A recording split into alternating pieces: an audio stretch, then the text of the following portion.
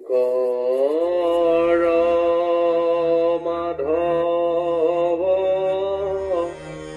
অভেদ ঈশ্বৰ গুৰু নাই দুই তপৰ দুহানু নামৰ কীৰ্তন কৰিয়া কৃত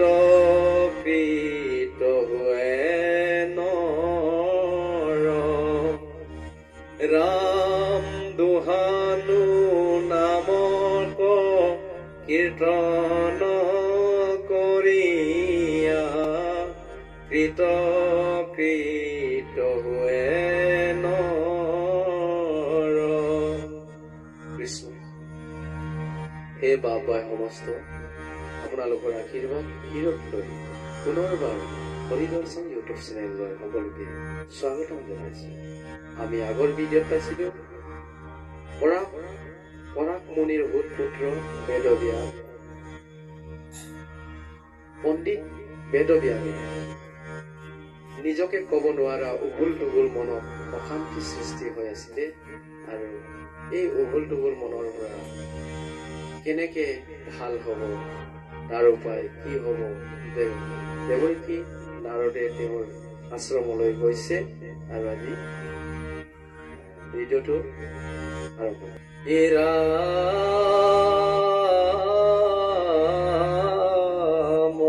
মৰা হাতে দিব্য বিনা যন্ত্ৰ মুখে ৰাম নাম হৃদয়ত কৃষ্ণ মূৰ্তি স্তুতি অবিশ্ৰাম প্ৰেমে ধৈব চিত্ত আতি ৰোমাঞ্চ শৰীৰ ধাৰায়ে শ্ৰৱন্তে আছয় নয়নৰ নীৰ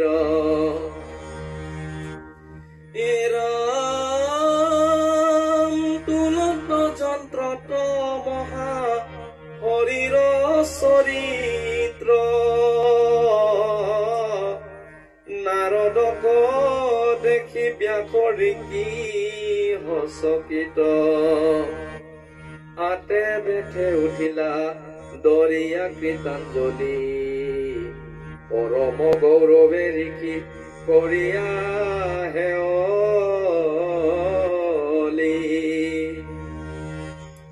দিলন্ত আসন আনি বসিবাৰ তৰে পাইতে অৰ্গে গন্দে দুপে পুজিলা হাদৰে এৰাম প্ৰণিপাতে পুছিলা কুশল আগমন নাৰদে পুছিলা পাছে ব্যাসত বচন এৰাম আখিয়া বুলন্ত ঋষি কহিও বৃত্তান্ত কিবা হেতু নাহিকে তোমাৰ চিত্ত শান্ত মহা উচপি স্বকীয় থিৰনুহি চিত্ত মহন্তৰো মোহইটো কিনো বিপৰীত এৰাম চাৰিও বেদৰ কৰিলা বেদ যাৰ যেন জাতি ধৰ্ম দিলা পৰিছেদ কৰিলা ভাৰত পুৰাণ অষ্টাদশ জগতত ব্যাপিলে তোমাৰ মহাজ হৰি ৰাম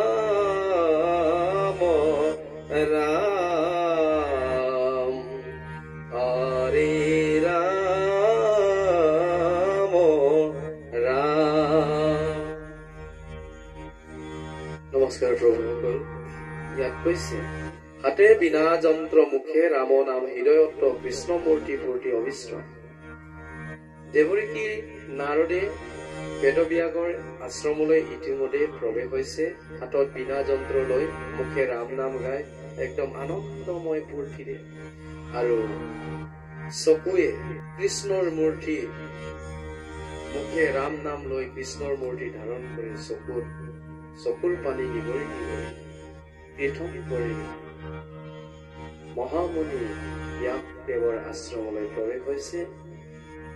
আৰু ব্যাসদেৱে দেৱৰীকী নাৰদক দেখা পায় পৰম আনন্দৰে আদৰ সাদৰ কৰি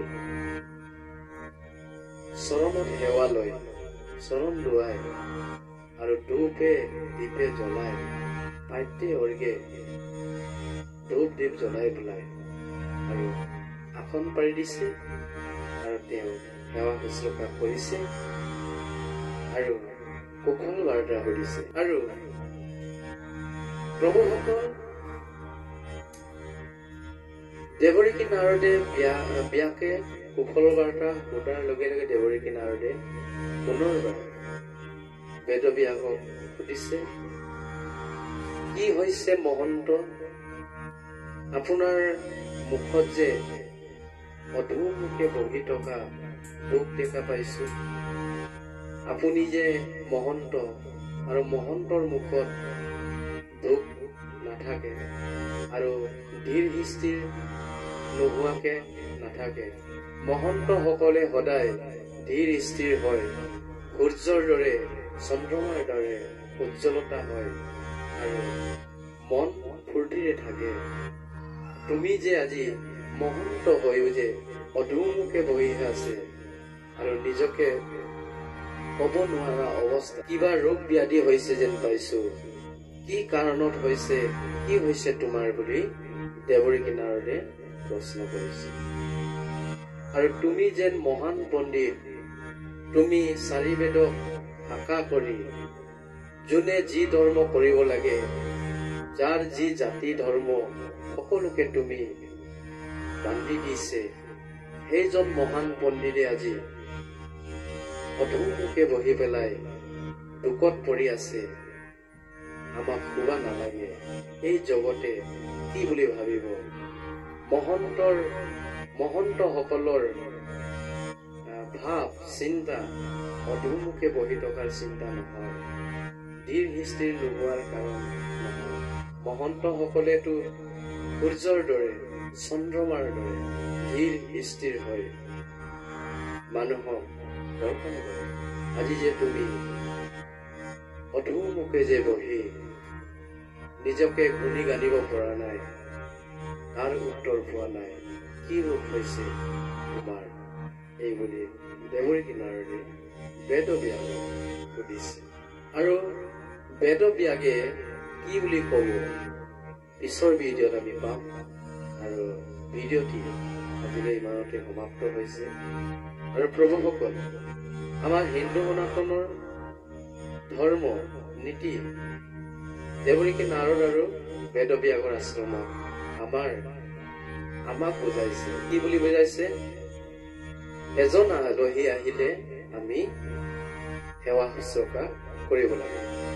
আৰু আলহীজনেও কাৰোবাৰ ঘৰত যদি প্ৰৱেশ কৰে, তেতিয়াহ'লে সেইজন আলহীও বেলেগ নেগেটিভ চিন্তা লৈ যাব নালাগে। ভাল চিন্তা কৰি যাব লাগে, ভাল কথা আলোচনা কৰিব লাগে। তেতিয়া এই গৃহস্থখন তীৰ্থটো অধিক হয় বুলি কৈছে। দেৱৰীকী নাৰদে কি ধৰণে বেদব্যাসৰ ঘৰলৈ গৈছিলে? কৃষ্ণ মূৰ্তি ধাৰণ কৰি মুখে ৰাম নাম লৈ হাতত বীণা যন্ত্ৰ লৈ বেদব্যাসে দেৱৰীকী নাৰদে বেদব্যাসৰ ঘৰত এই ভাৱনালৈ, কৃষ্ণময় ভাৱনালৈ আহিছিলে। ঠিক তেনেধৰণে প্ৰভুসকল, আমিও আলহী খাবলৈ যায়, আলহী ঘৰত চাবলৈ যায়, তেতিয়াহ'লে আমিও এই ভাৱনাই লৈ যাব লাগে। সেইকাৰণে হিন্দু গ্ৰন্থ শাস্ত্ৰ বেদ বেদাংগই আমাক দেখুৱাইছে যে আপোনাৰ ঘৰত অতিথি আহিছে, তেতিয়াহ'লে অতিথিও ভগৱন্তৰ মূৰ্তি বুলি কৈছে। কি বুলি কৈছে? আজি মোৰ গৃহ তীৰ্থটো অধিক পবিত্ৰ ভৈলা অশেষ, যিহেতু হাইক্যাত জগতৰে গুৰু আপুনি ভৈলা প্ৰৱেশ। আজি মোৰ গৃহত তীৰ্থতকৈ অধিক পবিত্ৰ হল। কাৰ কাৰণে? তুমি যে আহিছে জগতৰ গুৰু ৰূপে, আলহীক কৈছে, আলহীক জগতৰ গুৰু ৰূপে আমি জগতৰ গুৰু স্বৰূপ দেখিব লাগে আৰু আলহীক সেৱা শুশ্ৰূষা কৰিব লাগে। এতিয়া প্ৰভুসকল আমাক আলহীক ঈশ্বৰ স্বৰূপ দেখিবলৈ কৈছে। মানুহে ঈশ্বৰ, কিন্তু এই মানুহজন ঈশ্বৰ স্বৰূপ দেখিব পৰা মানুহজন কি হব লাগে, আমি কি আচৰণ লব লাগে, কি বিচাৰ লব লাগে, এইটো সকলোৱে আমি ভাবিব লাগে। ঈশ্বৰ স্বৰূপ দেখা আৰু শুশ্ৰূষা কৰা আলহীজন যদি পোনে আহিয়ে আপোনাৰ ঘৰত যদি লেগ পিচ বিচাৰে বা মাংস মাছ বিচাৰে বা হাঁহ বিচাৰে, তেতিয়াহলে প্ৰভুৱে এইবোৰ বিচাৰিছে নেকি? সেনেকুৱাবোৰ ব্যৱস্থা আমাৰ ইয়াত আছে। সেইকাৰণে প্ৰভুসকল আমি বিচাৰ কৰিছো যে আমি আলহীও এই ভাৱনা লব নালাগে আৰু গৃহস্থ সকলেও এই ভাৱনা লব নালাগে। আমি আলহীৰ ঘৰত প্ৰৱেশ কৰিছো, কিবা এটা খাব পাবই লাগে, এই বিচাৰ লব ভাবিবও নালাগে। আৰু কিবা এটা আমি খুৱাবই লাগে, এইটো বিচাৰ লব নালাগে। সেইকাৰণে আমাৰ হিন্দু সনাতনৰ বেদ বেদাংগৰ শাস্ত্ৰ ধৰ্মই সন্মত দিছে যে আমাক কি বুলি কৈছে? আলহীক ঈশ্বৰ স্বৰূপ দেখিবলৈ। সেইকাৰণে ঈশ্বৰ স্বৰূপ দেখুওৱা আলহীজনো ঈশ্বৰ স্বৰূপ হব লাগে নে নালাগে, এই কথাকে আমি আলোচনা কৰিছো। আৰু আজিলৈ ইমানতে ভিডিঅ'টো সমাপ্ত কৰিছো। পুনৰ লগ পোৱাৰ প্ৰতিশ্ৰুতিৰে সকলোকে বিদায় কৰিছো। কৃষ্ণ কৃষ্ণ কৃষ্ণ।